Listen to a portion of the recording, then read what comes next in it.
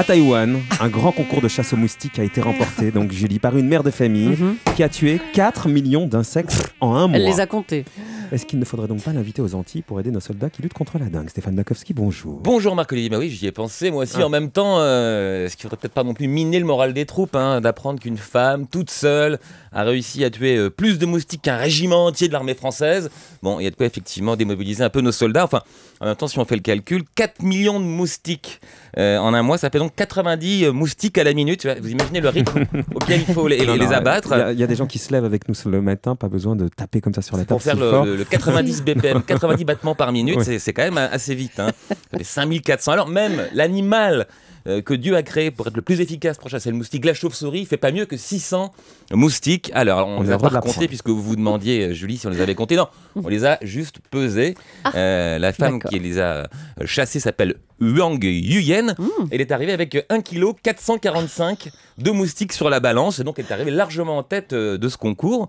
Alors, elle était vieille, 72 concurrents, c'est elle la meilleure. Alors, son truc à Huang, c'est qu'en fait, elle élève des cochons. Donc, forcément, tous les moustiques de la région de Taïwan où elle a sa ferme sont attirés. Et donc, elle a disposé des pièges qui attirent les moustiques et qui les enferment.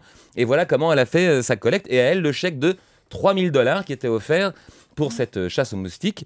Donc forcément, en plus de cette prime, il n'y a pas que l'argent, il y a aussi la gloire dans toute trophée comme ça. Et elle est inscrite au livre des records où elle va bientôt l'être. Alors bien sûr, elle a explosé le précédent détenteur du record, un record qui a été établi l'an dernier au championnat du monde de chasse aux moustiques en Estonie. Oui, parce que ça existe.